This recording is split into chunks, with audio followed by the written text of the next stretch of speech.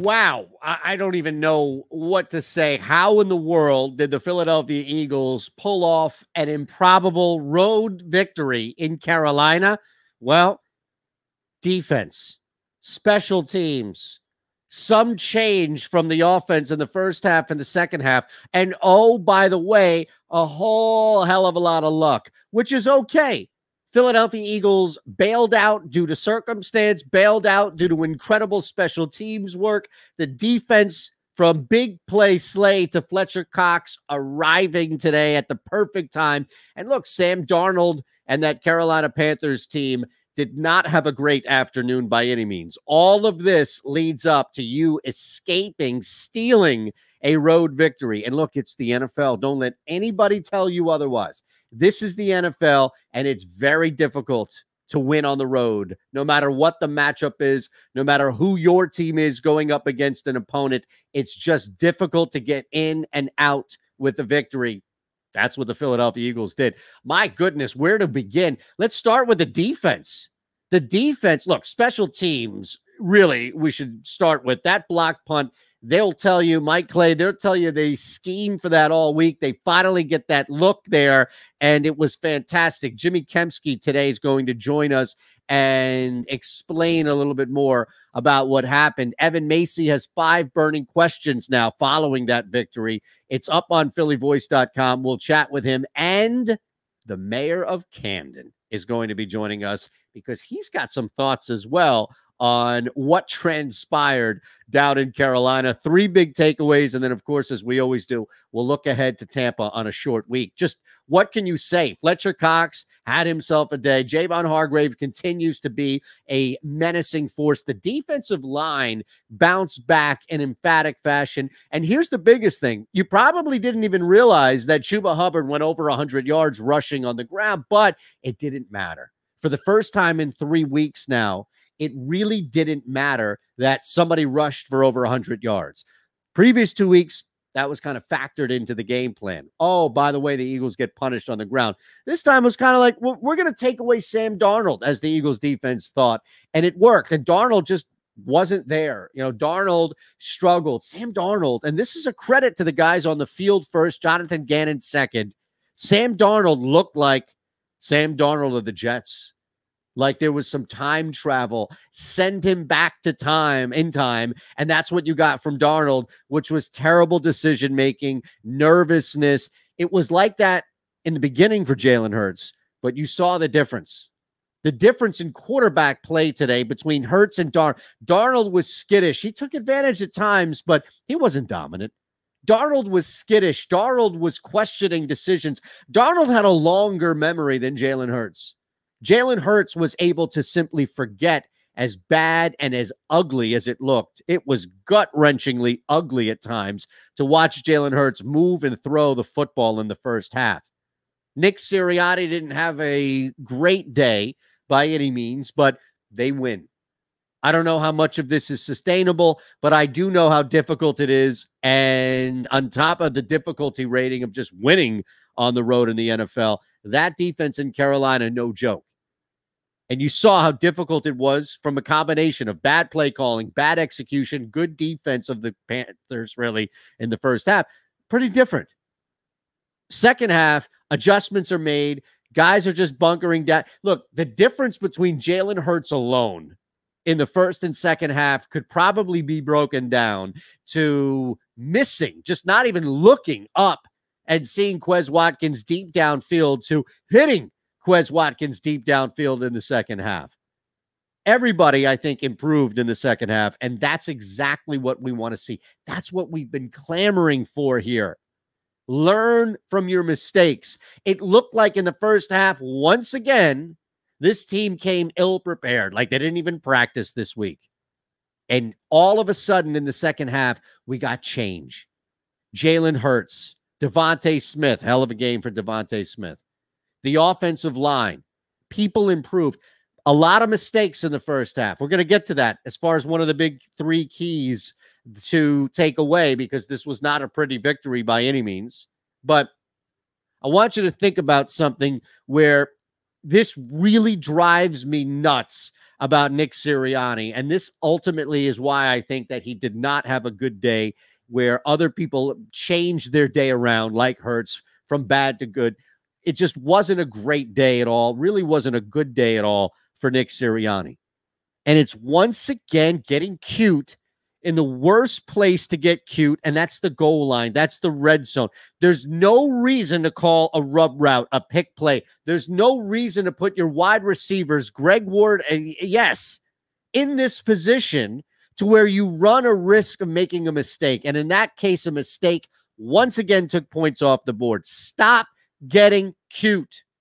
Just go out there and maximize the talent you have. You have 3 wide receivers who can create space, 2 tight ends who are red zone targets, and a quarterback who can throw or run in a tight situation. What the hell are you doing running a rub route, a pick route, trying to get cute, the Philly special, as we saw a couple of weeks ago?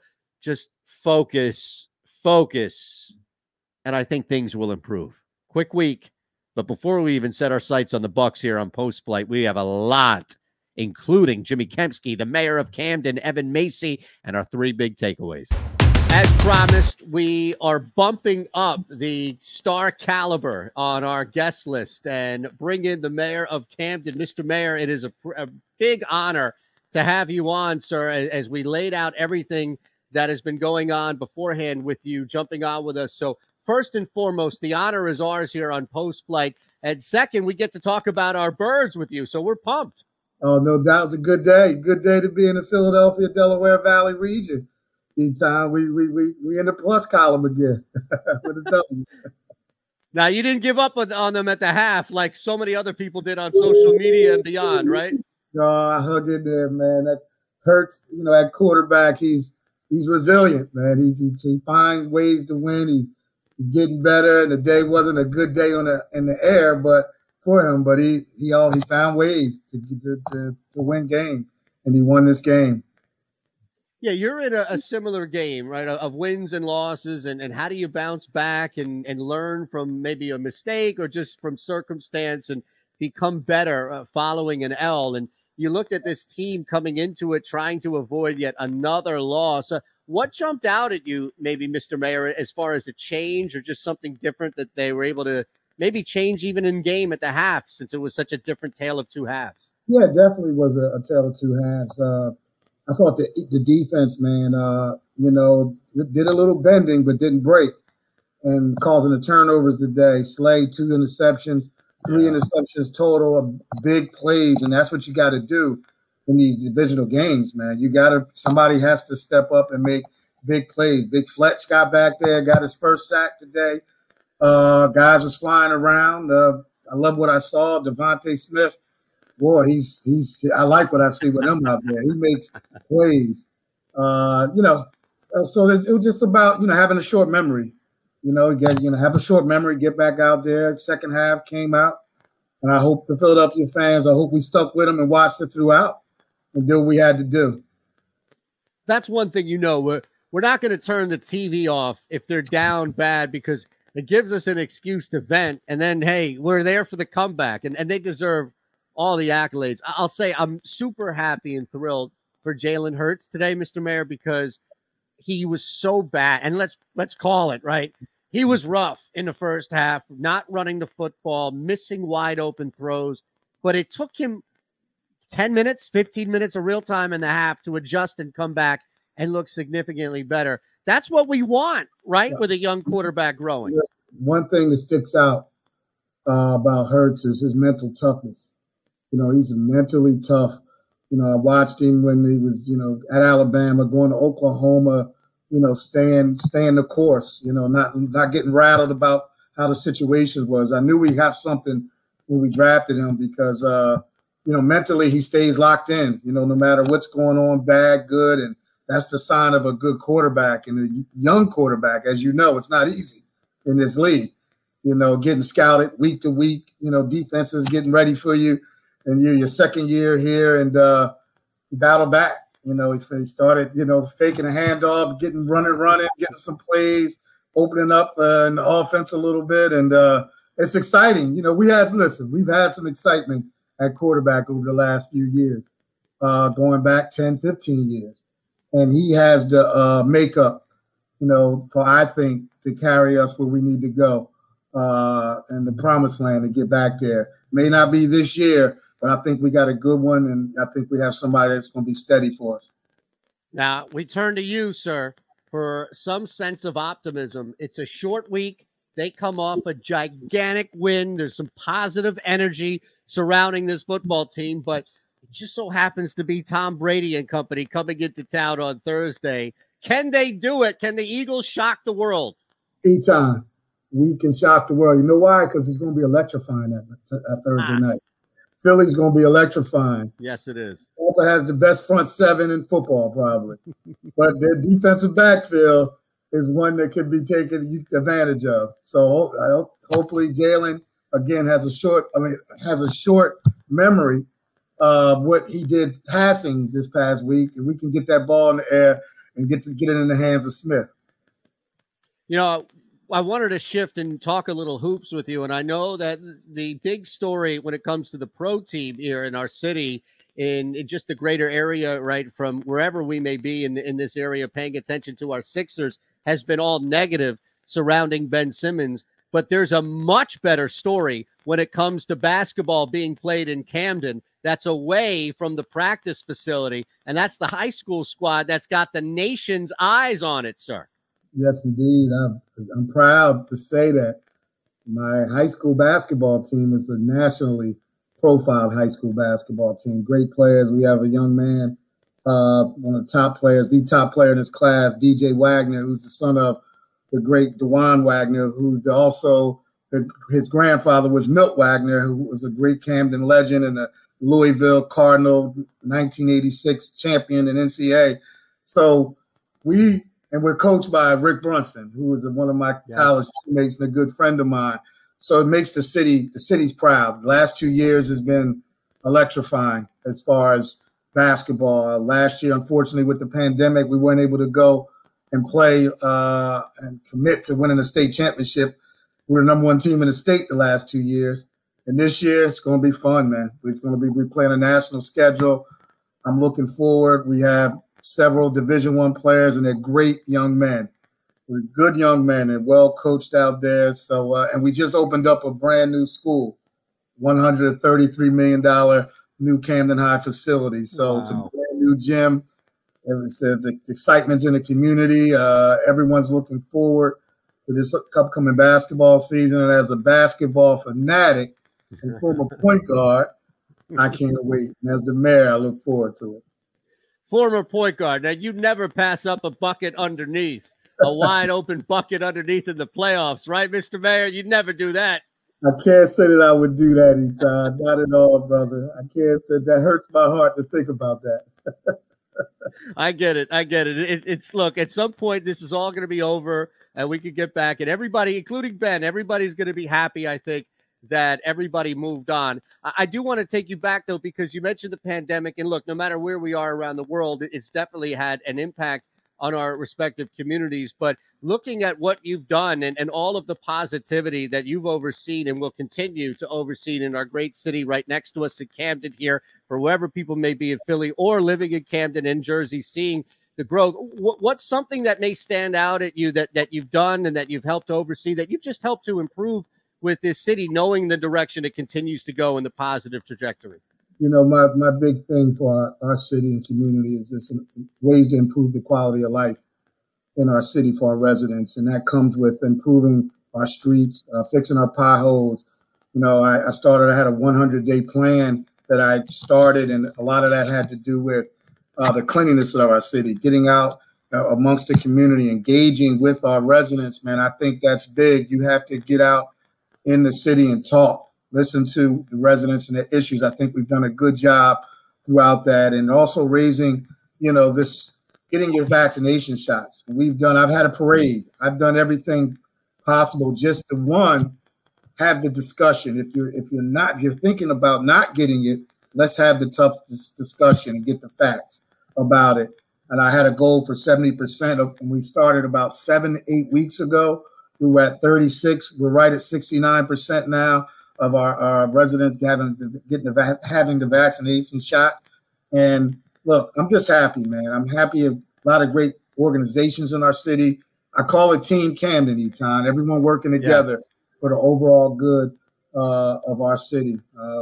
Speaking of sports, we just had a grand opening of a $15 million multi-athletic field on our waterfront, baseball, track, and it's going to be bridge the gap with our youth being able to go on our waterfront and play sports, and our community being able to use it along with Rutgers and Camden. So a lot of good things happening, man. I'm humble. City that I love, a city that's always been there for me since I was a kid, and giving back in the way I'm able to give back now, it's been humbling. It's two things that have jumped out in our limited opportunities. Honor for me just to have a chat is just how passionate you are and how real it comes across, because it's your life. It's your hood. It's your city. It's your community. It's where you've been. And it's hard to fake that. As you know, I'm sure you've come across many people in your line of work that try and fake it. And it's just so organic with you because it's you, it's your community. And also how important sports are, not only in your life, but as you see in growing communities, as small of a neighborhood or as large as a city, and recognizing that for kids and just allowing children to grow in their own right through sports is huge. And just to recognize that about you, sir, we appreciate that. We appreciate you. No, I appreciate that. Sports played a big part of my life as a tool, building character, man, being able to be a good listener with coaches. And I preach that to wherever I'm at with kids. I preach listening, being a good listener, following direction, being able to work with teammates, being able to work with others. It's like life. That's what life is about. When you get older, you realize it, man. You got to be able to work around the team. You got to work, whether wins or losses. Got to get up the next day and figure it out and keep pushing forward. Mr. Mayor, thank you so much for the time, for the insight. Now let's go out and get that victory Thursday night, right? Thursday, I'm calling it. It's going down, Eytan. We're going to shake the world, right?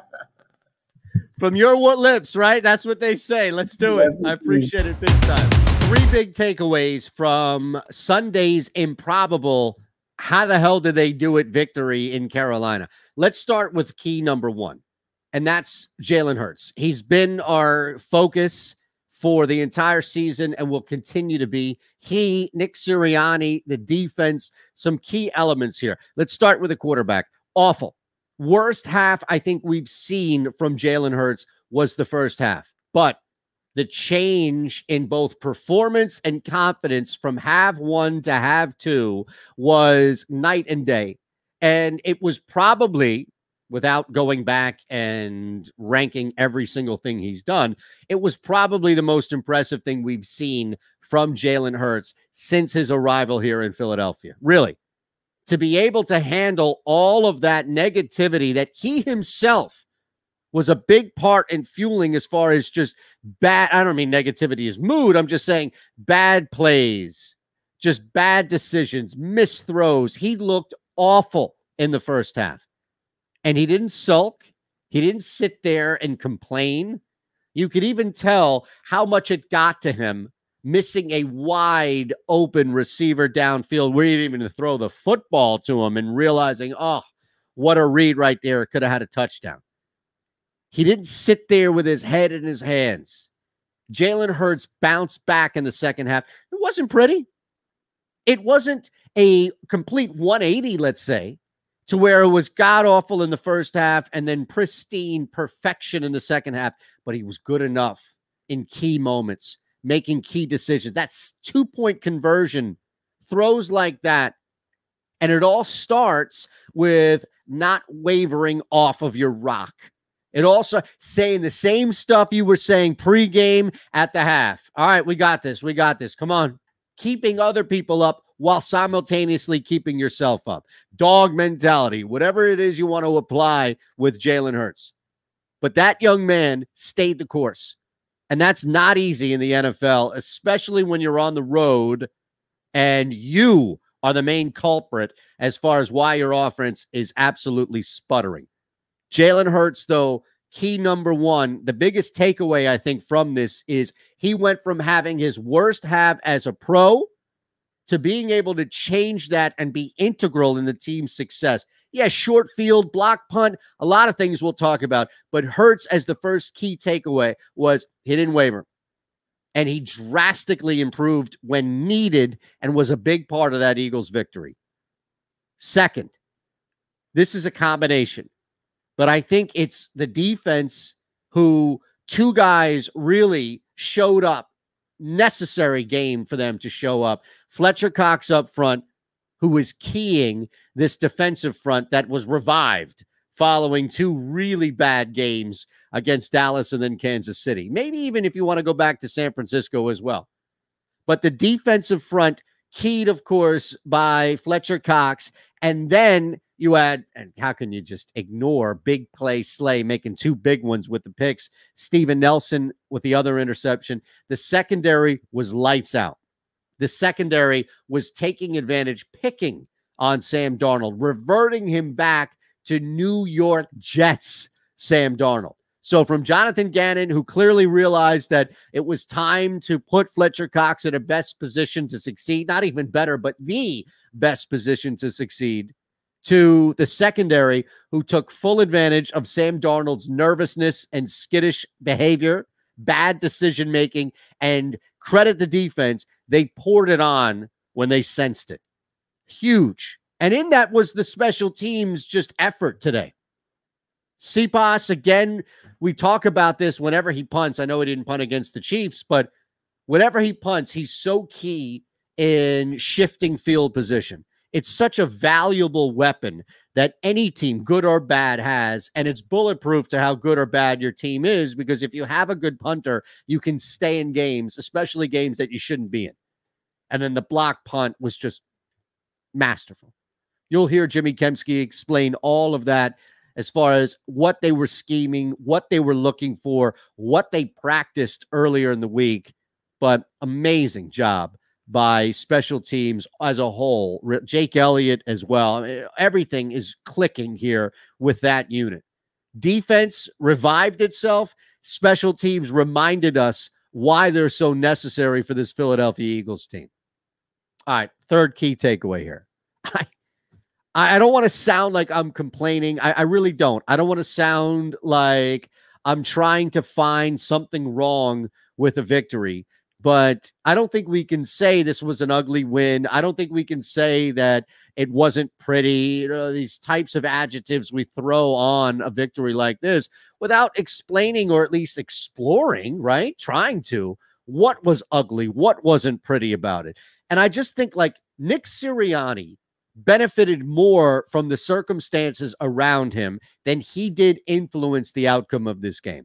And if anything, he probably influenced it from more of a negative standpoint than he did positive. I don't know what was going on with the game plan. I don't know what was going on with a lot of play calling. Once again, we ask ourselves, is the run game even there, even existent? And Miles Sanders has every right at this point to be frustrated. But again, it goes back to being too cute. It goes back to the Greg Ward penalty that takes points off the board. I'm putting that on Sirianni.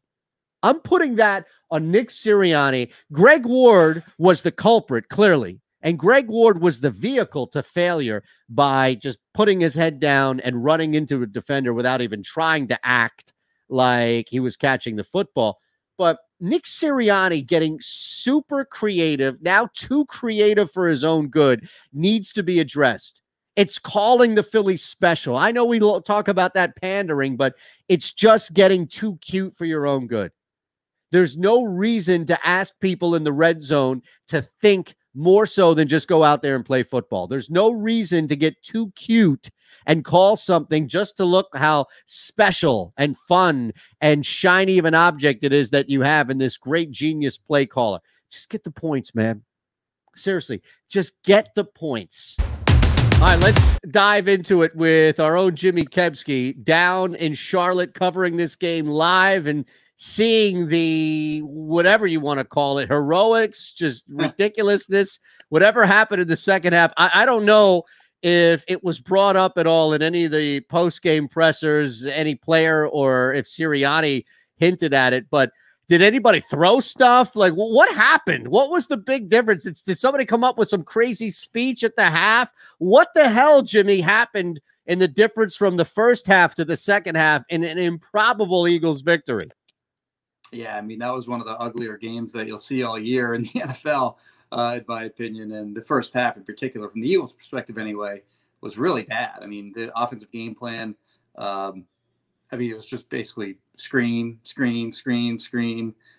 more screens. And then it was like, well, the Panthers don't think we'll screen anymore, so let's screen it some more. And then when those screens don't work, I'm just going to screen it some more because you're not the boss of me. So there's a lot of that going on. You had the snap over Hurts' head that went for a safety.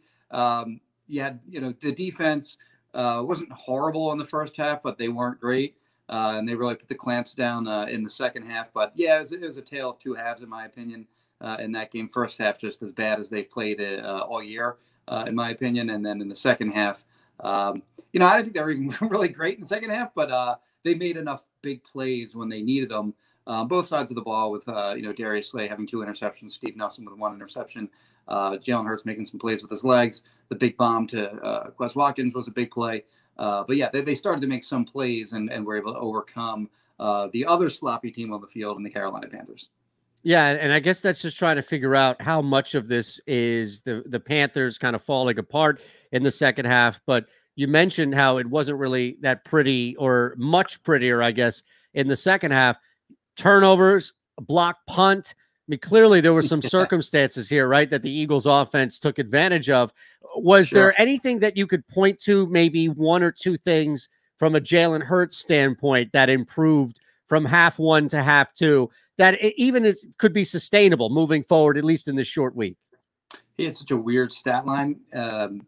It wasn't his first half stats. So he had like a drive where they put together some yards, and that led to the Jake Elliott 58-yard field goal. But before that drive, he was 12 for 20 for 35 yards, which is like, I don't even it's almost impossible to do, but they somehow did it. Again, it was because of all those screen passes. But in the second half, like I said, they just started making some plays that were there. I thought he missed a lot of very makeable throws in this game. Like, I did not think that this was a good game for him overall, but he was clutch when it mattered, and he made some big plays when it mattered.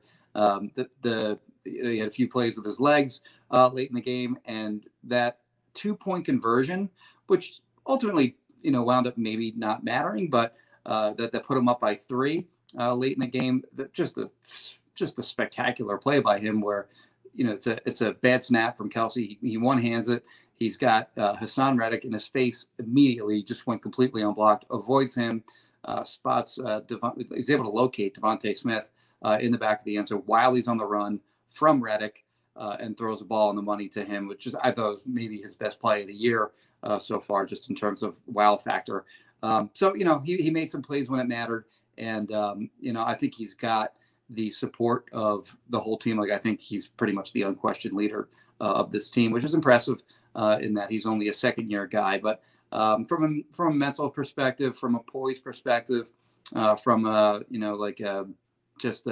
never give up perspective, he is a guy that you want leading your team, the quarterback, right, leader of the team kind of perspective. But there are certainly some things to clean up in this game. Absolutely. Was there anybody, before we hit on the coaches, was there anybody that you actually thought had a good game, meaning from half to half, finished and played well enough to where you would say, all right, this wasn't a matter of changing up in the half. This wasn't a matter of disappearing and then appearing in the second half, even if it was through circumstance, but 1 or 2 guys that really had a good game throughout? Yeah. So heading into the season, I think that one of the major strengths of the team was going to be the defensive line. And they had a big week, week 1 against Atlanta. And they were kind of invisible the next 3 weeks against the 49ers, the Cowboys, and then the Chiefs. And, you have a guy in Javon Hargrave who's played like a first-team All-Pro all season long. But him aside, you haven't really gotten anything out of Fletcher Cox. You've gotten very little out of Derek Barnett. Josh Sweat's been okay. You've gotten almost nothing out of Ryan Kerrigan. And I think the defensive line in this game really stepped up in the second half. They had 3 sacks, which isn't an overwhelming number, but they were all on third down. They all ended drives, and they all came in clutch situations. So, credit to them. And really, they harassed Sam Darnold all day and helped create 3 turnovers, two picks by Slay, of course, and the other by Nelson. So I would say that the defensive line, particularly in the second half, they really came to play and had they kind of had a stamp on the outcome of this game. Let's end on Sirianni, but before that, Jonathan Gannon. There was a lot of talk in the week about whether or not Gannon was using someone like Fletcher Cox in the right spot, kind of just, hey, you fall in line and play in my system. And clearly Fletcher was venting through you guys in a press conference right. or two. Did Gannon just get hit over the head with like a metaphorical mallet and it was like, dude, you can't win these battles? Did something change maybe leading into this game? Did maybe Gannon get publicly shamed enough into realizing he was making a mistake? Or I don't know. What would you attribute that change to? Yeah, so I gotta take when I rewatch the game, I'll have a better idea of what they did up front with the defensive line and whether they, Fletcher Cox's gripe was that, he was playing some 3-tech, he's playing some 4-eye, he's playing, they were kind of moving him around, and he preferred to be settled into one spot and play there for the entirety of the game. Whatever. I think that's a silly gripe personally. Whatever, doesn't matter. But I think the big change that he made in this game that was effective. I mean, they've been pretty much a zone team for the first 4 games of the season, and they play a lot of man today. And not only that, they allowed Darius Slay to follow DJ Moore around all game, and Steve Nelson was up against Robbie Anderson all day. But DJ Moore is an awesome player. Like he had just under 400 yards through the first 4 games, averaging just under 100 yards per game. Just a really, really good player. And I thought Slade did a great job on him today. He didn't really hurt the Eagles in the same way that Tyreek Hill did a week ago when he went off for like 180 something yards and 3 touchdowns. So I think the game plan adjustment that Gannon did in this game was he used, a guy like Slay and even Nelson to a lesser extent to their strengths, which is to play man coverage. And I think that just makes more sense for the type of personnel that they have right now. Ultimately, I don't think that's the kind of defense that he wants to run. And we'll see how, their personnel changes, as they kind of go along in the tenures of these coaching staffs, if they last a while anyway.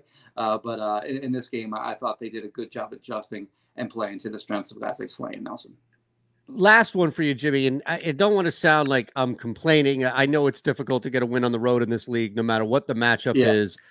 So it's not a standpoint, at least, of me complaining, but it felt like if I were to just line everybody up and say, who benefited the most today from just circumstance, block punt, turnovers, just crazy stuff that isn't usually sustainable week in and week out, it feels like Nick Sirianni kind of got away with one today. Do you look at it similarly like that, or was he better than I think the public perception was of him struggling?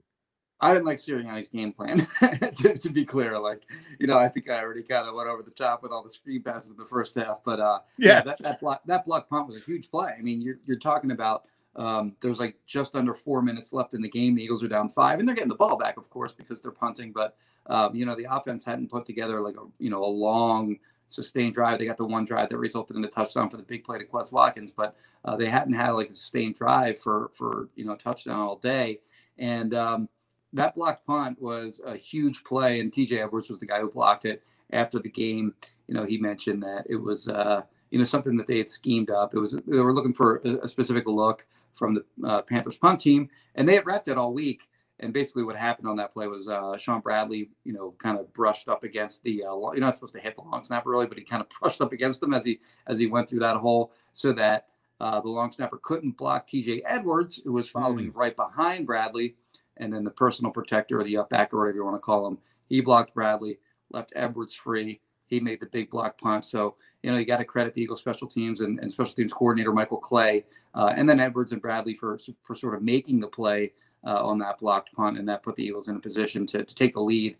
Biggest play of the game, in my opinion, was that blocked punt. So, yeah, I think, Nick Sirianni, he was critical of his, other assistants after the Chiefs game, notably Jonathan Gannon. But in this case, I think he owes, some kind of like gift basket to Michael Clay for the job that he did and the play that they created in a very crucial situation. I'm waiting for that from you, where there's just going to be an invoice coming and it's like, pay me in food or something along those lines. Thanks, Jimmy. We appreciate it, man. Safe travels. All right. Let's bring in Evan Macy at Evan_Macy, of course. You could follow him on Twitter. And he's got 5 questions for you to read up on PhillyVoice.com. We're going to get 3. So 3 of the 5, and then it's up to you to seek out the other 2. Let's start with the defense, because I think looking at today on Sunday and this victory that the Philadelphia Eagles had, escaping Carolina with a win, it wasn't pretty at all. But the defense, clearly the more consistent of the 2 units between the defense and the offense. So the question arises in your column, Evan, is this defense actually for real? Yeah, which is an interesting question to ask, because everybody felt really good, obviously, after week 1. But even after the 49ers game, it kind of seemed like maybe this defense is decent and they're going to keep them in games. And then the Cowboys and the Chiefs happen. So how much of it is they just played 2 of the best offenses in football, and what are you going to do? And how much of it is, we don't know if this defense is any good. And one of the things I think actually had an impact was when Brandon Graham got hurt. He played such a crucial role on the field and in the locker room that I'm wondering if that, in tandem with them playing against Dak Prescott and Patrick Mahomes, had something to do with the drop off on the defense. I guess we'll get our answer when they play the Bucks, which is like, if you had to list the 3 offenses you were most scared of, that would probably be those 3, maybe the Bills also, but it'll be interesting to see on Thursday, and maybe we'll get our answer if this defense is good or getting better. The one thing that, just to follow up on the defense, Chuba Hubbard still goes over 100 yards, but for the first time in what seems to be 3 weeks, a guy going over 100 yards wasn't part of the game script, factoring into why the Eagles lose. It was kind of just like, oh, yeah, by the way, Chuba Hubbard rushes for 100 yards. Eagles still get the win. Is that something that you look at that maybe has changed, or was this such a wild, wacky game with turnovers and blocked punt that it was kind of difficult to gauge anything beyond that? It really was a wild, wacky game. It's hard. Really, I wouldn't have known that they had a 100-yard rusher from watching the game. It just didn't seem like it mattered at all. There are times when a guy runs for 60 or 70 yards and it absolutely destroys you. So that doesn't matter as much as the Eagles making. It's like baseball. I mean, if you string hits together, they strung stops together. So it doesn't matter if you allow a first down or 2 on a drive. If you eventually stop them 3 times in a row and force a field goal or a punt, that's all that matters. So I think the bend but don't break that they tried against the Chiefs, it kind of worked this week against a much worse quarterback. This question pops up in the 5 questions in your column, Evan, and I don't know the answer to it. I don't know if you know the answer to it. I don't know if he himself, the subject of this question, knows the answer to it, or maybe more importantly, his bosses don't know the answer to it. Can Nick Sirianni coach? Boy, I really don't know. I think he really wants to coach. I think he wants to be a good NFL coach. I think it's in his heart. Is that what you're saying? Yeah, it is. It's I just finished watching Ted Lasso season 2, and he's the closest thing we have to Ted Lasso in real life. He seems like a great guy, and he seems like he's fantastic in the locker room. And I think that the players are kind of reflecting his mentality. I don't know if you watched his post-game press conference. He just used the dog mentality reference, 40 times. It's a little bit repetitive, but I don't know. The players are buying into it. He's a young guy, and I guess they can relate to him. So the in the locker room stuff is okay. The preparation, I think we discussed this the last time we talked. Preparation is the issue. They're still making those stupid penalties and shooting themselves in the foot, and they're still coming out with a game plan. Once again, Miles Sanders really wasn't a factor at all. The ground game wasn't a factor at all. This seemed like a team that you could have success running against after what happened last week with the Cowboys. So I don't know about the game planning. I think he's getting a little bit better with play calling as the game goes along. He's getting a little bit better with clock management. I think those are things he'll learn. But the game planning, I'm not an expert on that, but that's where he needs to make up ground to be a good coach. There's one play that I know is going to jump out for a lot of people because of all the different things that went wrong. And really with Greg Ward leading the way, just burrowing, I guess, or barreling himself into a defender like he wasn't even trying to run a route. And I think the surface takeaway from that, which is right, is Greg Ward is a veteran. How can a veteran make such a bad mistake and take points off the board? But I think back to Sirianni here, this is where he gets himself in trouble. And it's the worst place to get yourself in trouble in the red zone kind of scoring opportunities. But why? Why call a pick route? Why call a rub route? Why make things even more complicated in an area where you have such a tight window? And use your talent. You've got 3 guys in the receiver position who have spacing and speed ability. Your quarterback can run. You've got 2 tight ends that should be good red zone targets as well. And you're trying to get cute. And that's where I think Sirianni catches himself and is almost thinking too fast for where his body, the team, can catch up. You know, and one of the things about being in Philly, I'm sure other cities have this, but the sarcastic round of applause you get from a live sporting event in Philly, I feel like when he finally called on that 1st and goal after there was a pass interference call, he finally just had Hurts go right up the gut, held the football above his head, touchdown. I feel like there was a sarcastic round of applause coming up from Philadelphia because it was just like, there you go. Like, that's all you got to do. That's the easiest, simplest play in football. You have this absolute beast of a quarterback who can run through a brick wall. Like, do it. Do it on every 1 yard situation. They should be calling that play. It's amazing, man. All right. Last of our 3 questions. And again, the other 2 are already up there. You want to read more in detail about the 5 questions following that loss. I don't know how win, pardon me. See, it's crazy. I don't know how they got away in Carolina with that win outside of the block punt, the turnovers there. But let's look at, and this is an interesting question because I don't know if we're going to get our answer when we want it, and it's probably going to be something more in hindsight. But I love that you've raised this, especially after this improbable victory. And that's what the Eagles should do. Should they be buyers? Should they be sellers? I think is the bigger question, right, that you address at the deadline, Evan. So I'll be completely honest. And in this job, oftentimes you root for the game to not have drama. So when the Eagles are getting their butt beat, I had this great idea for a column. And basically the idea was that Sam Hinkie would love this Eagles team. Sam Hinkie would be all about it. They got the 3 first-round picks coming in. They're losing. They have all these assets that they can flip at the trade deadline, like Zach Ertz, like Fletcher Cox, etc. Had this all column. I wrote about 60% of it, and then of course the comeback came, and I had to adjust. But I truly think that should still be the mentality for the Eagles. It's a rare opportunity. They're getting these 3 first-round picks. They need to be prepared. They need to get more ammo to move up and down if they want with these picks, some more mid-round picks that they can throw around. They need to get picks like that so that they can trade for players when they have some money to spend when Carson Wentz comes off the books. So I think if they win the next 3 games against the Bucs, the Raiders, and the Lions, I can't see them justifying not selling at the trade deadline because the value of their players is never going to be higher because they can trade with teams that are fighting for playoff spots. They're going to save money by trading guys away. They're going to have ammunition to get more players and more draft picks. It's a no-brainer to me, and I hope Howie Roseman does a Sam Hinkie impression and takes advantage of this. Awesome, brother. Thanks again. 5 questions. Catch it on PhillyVoice.com at Evan_Macy. Thank you, sir. Yep, no problem, Eytan. Catch you soon.